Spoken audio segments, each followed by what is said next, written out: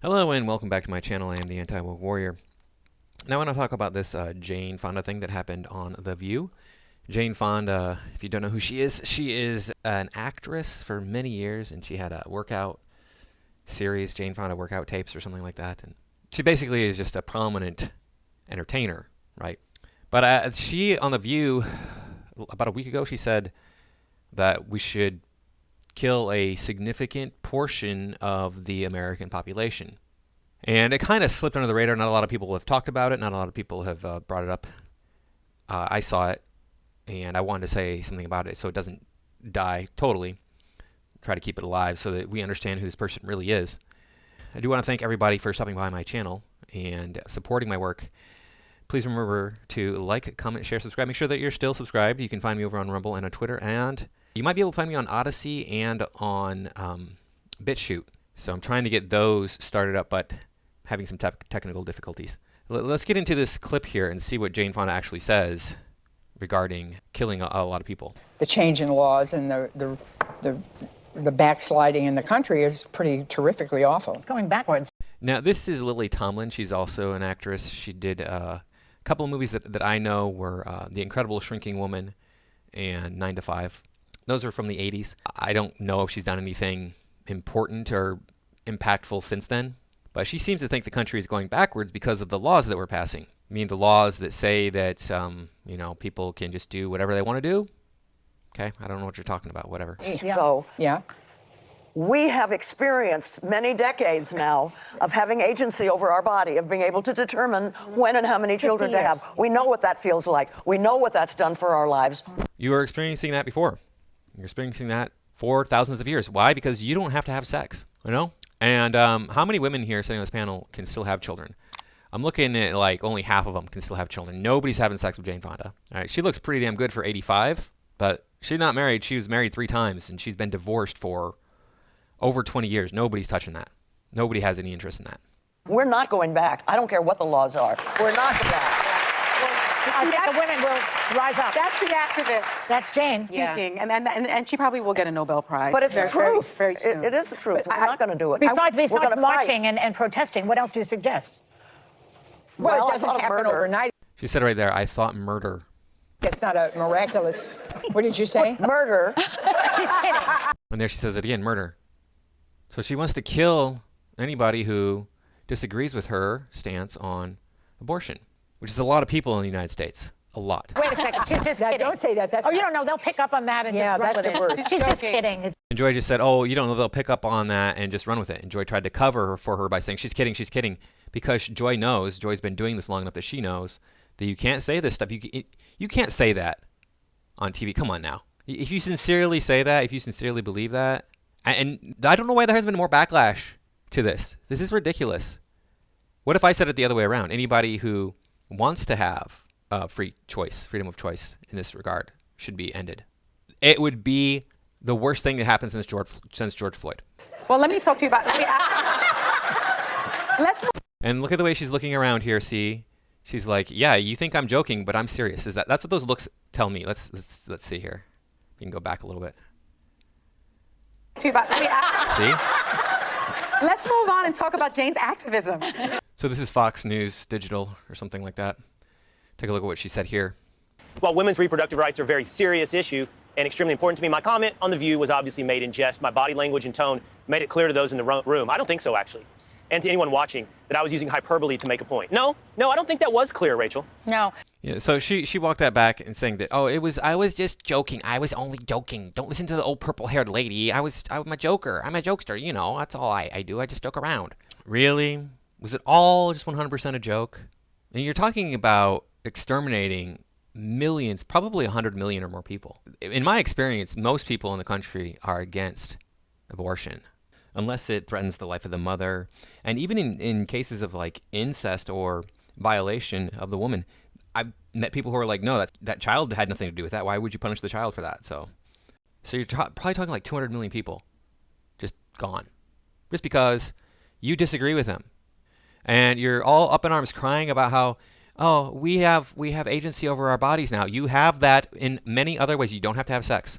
Men under the age of 30 out there, 30% of them, 35% of them, something like that, haven't had sex in the last year or are still virgins. So what makes you think you get the right to just get plowed whenever you want to?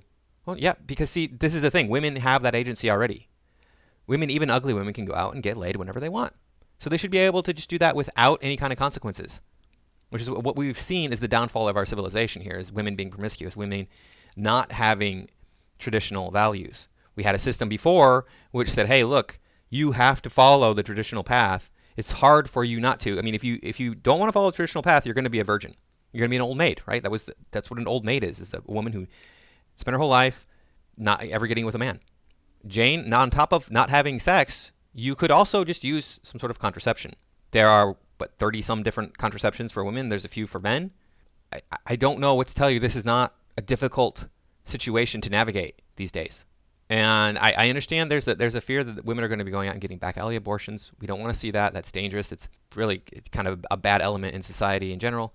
But this is what people have done with Roe v. Wade. They've taken it away. And you're telling me that, Jane Fonda here was born in 1937. Roe v. Wade was passed in 1973, allowing women to get abortions for legally.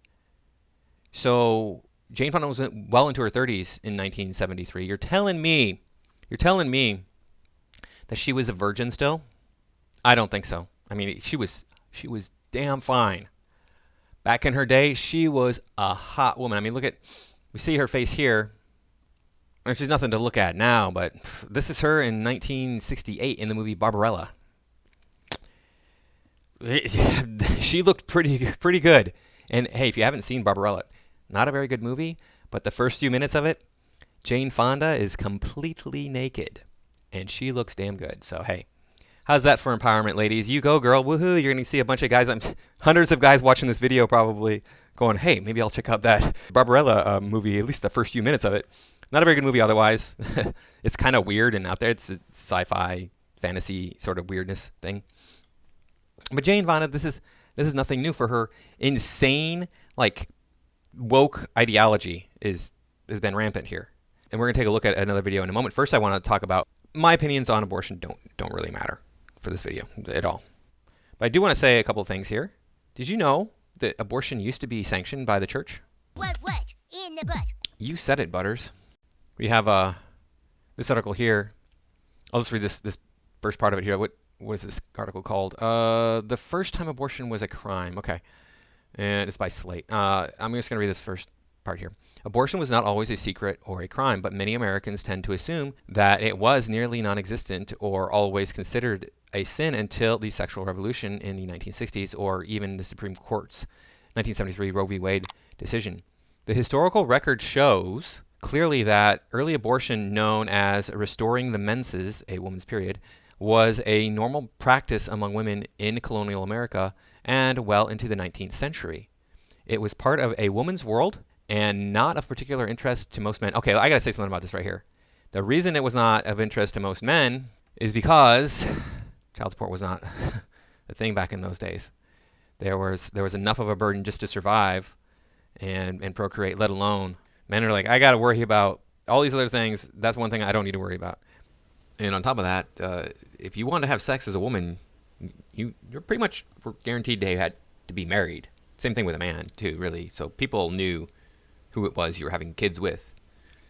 So if you had a kid and you were a woman and you didn't have a father present for that child, that was a big deal. It was very, very frowned upon. And it should be that way today, but it's not, as we all know. To be sure, abortion after the quickening is what they're calling it here, abortion after quickening, a phase that refers to the moment a woman herself perceived fetal movement, was immoral and illegal under English common law and in early America. Quickening occurred sometime between 4 and 6 months of pregnancy. So the quickening is the point at which the baby has a soul. You're allowed to abort the child up until that point because it wasn't considered harming a living creature. It was like a plant, basically, is how it was thought of.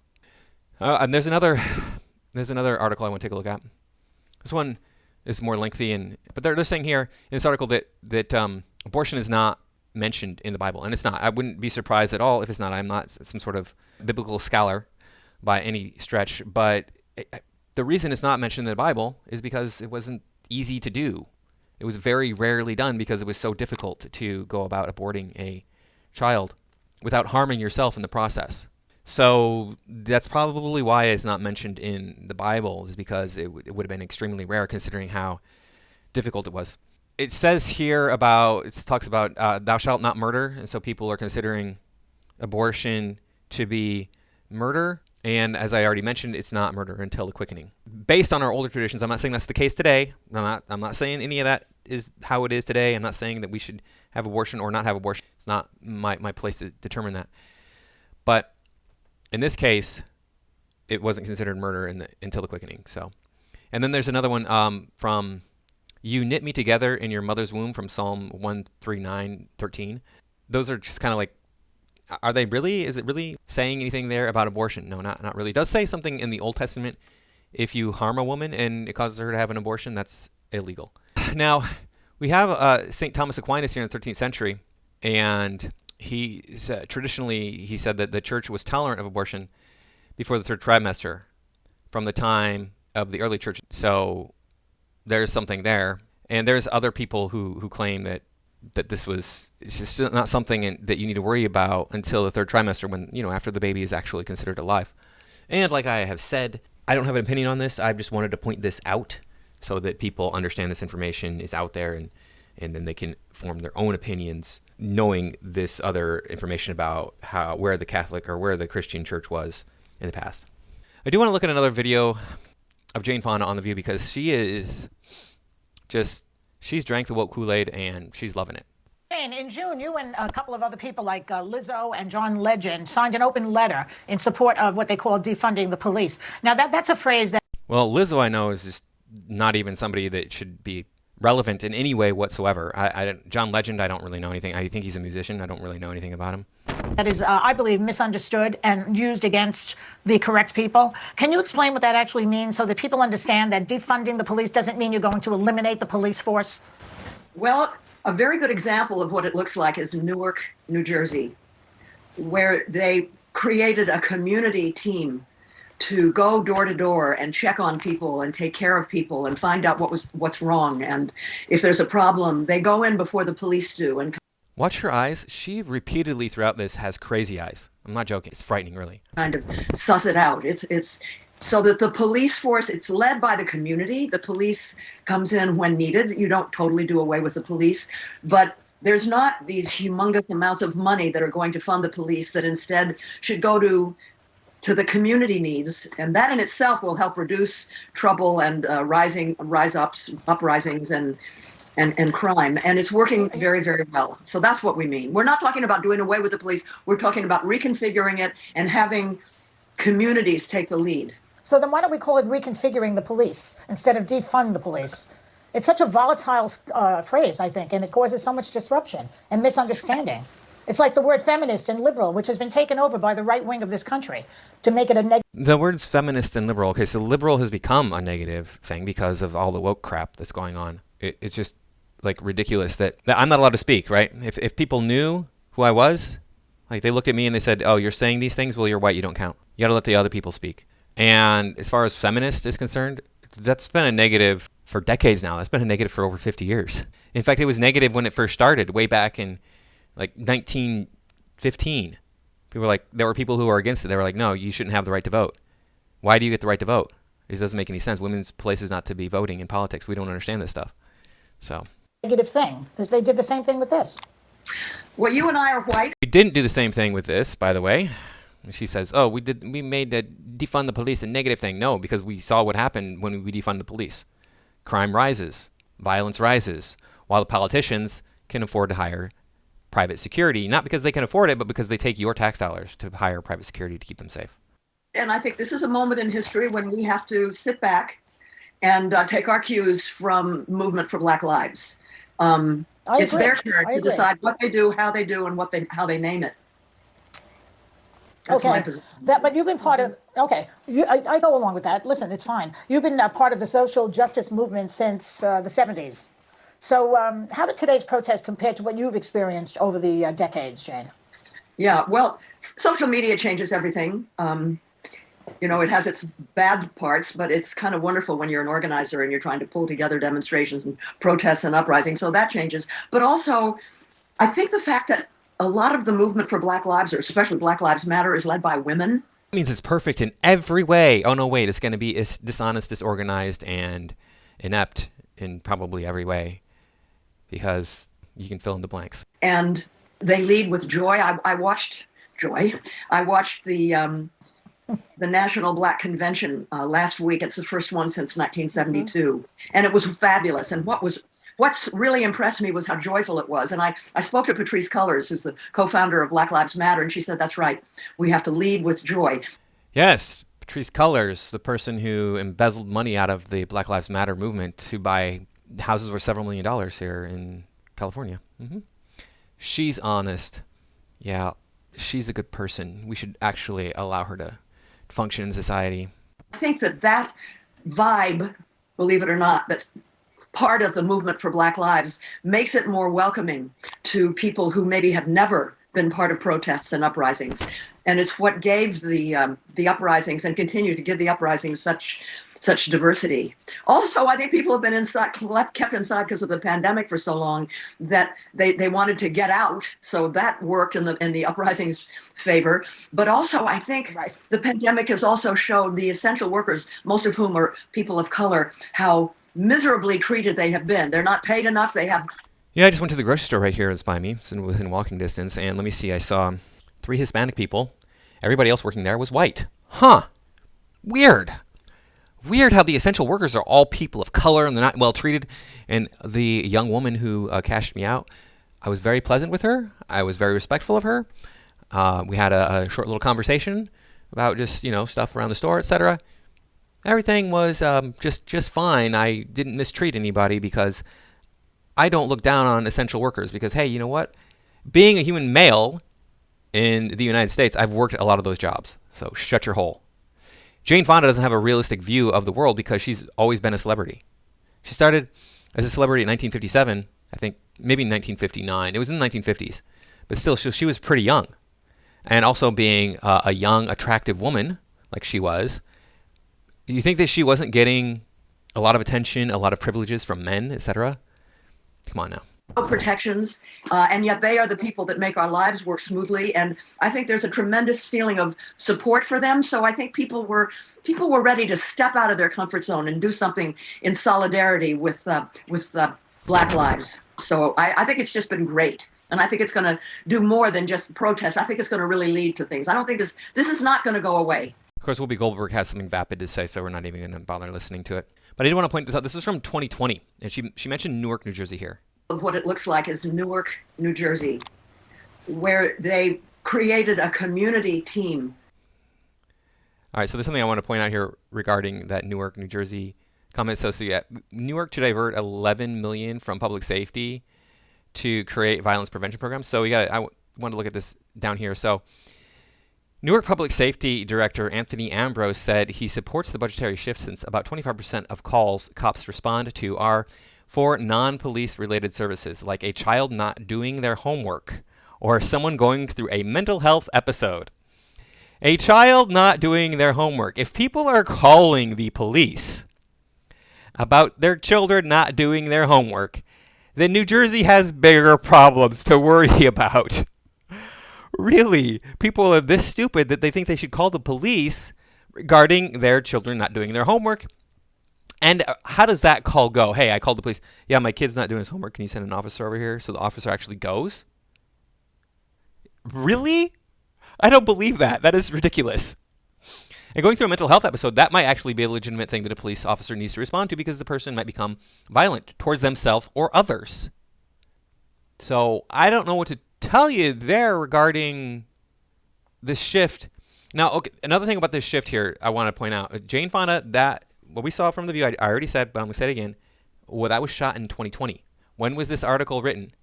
In 2020.